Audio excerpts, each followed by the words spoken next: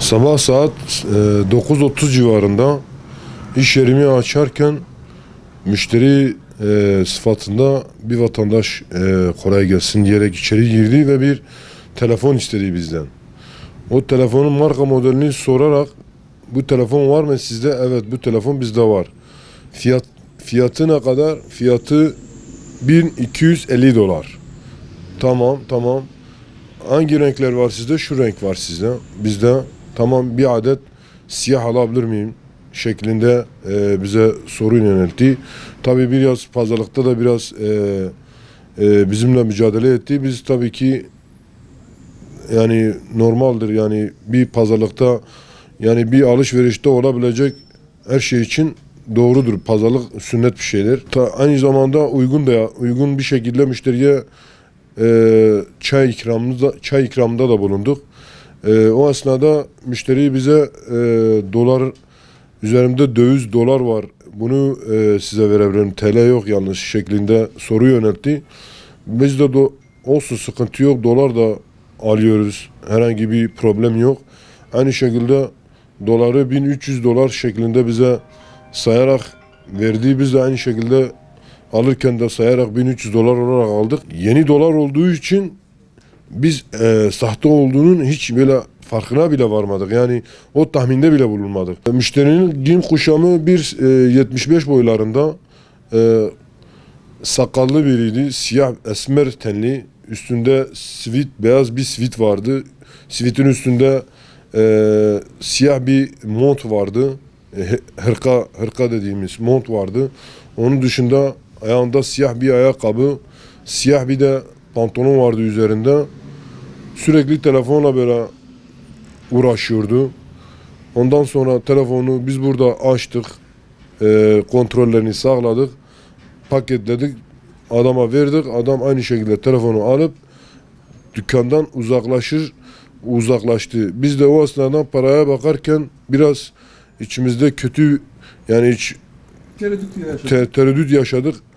Aynı dakika içerisinde bizim iş yerinin hemen aşağısında bir kuyumcu, dövizci var. Onun yanına gittik, bu paraya bakabilir misiniz diye.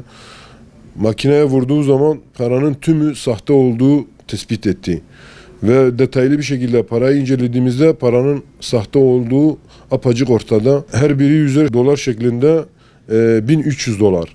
Bir de $50 para üstü $50 da onu TL bazında, onu geri iade olarak müşteriye para üstü olarak geri verdik. Ve yani müşterinin dükkandan ayrılmasıyla bizim paranın dövizcide bozdurup, yani bu parayı bozdurup gidip, yani biz de çarşıdan dükkanımıza malzeme alacaktık. Yani ihtiyaçlarımızı alacaktık. Ve paranın sahte olduğunun farkına varınca şok olduk. Yani bu sıkıntılarda, bu ekonomik sıkıntılı durumlarda, süreçte bu paranın bizim gibi küçük esnafta yani çok büyük bir önemi var. Bu paranın da acil bir şekilde sahibine iade edilip veya mağduriyetimizin giderilmesini en kısa sürede, aynı zamanda kişiyle sohbetleşirken, telefon verirken aynı zamanda şahıs bize kendi numarasını da verdi. Yarın öbür gün bize, dostlarımıza, arkadaşlarımıza telefon lazım olduğu zaman bu numara üzerinden birbirimize iletişime geçelim. Ve aynı zamanda adamın numarası da var şu an bende. Şu an onunla yazış. Bize o güveni de verdi. Şu an onunla görüşüyorum. Sizin paranız sahte. Lütfen telefonumuzu geri getirin, paranızı geri alın dememize rağmen ben parayı işte filanca arkadaşımdan almışım. Onu arayıp onu bana dönmesini bekliyorum. Bana dönse işte sahte olup olmadığını o biliyor. O bana vermiş, telefonu bana getir diye bizi geçiştiriyor. Bu durumda ibaren biz çok mağduruz. 112'yi aradık. Olay esnasında 112'yi aradık. 112 bizi 155'e bağladı.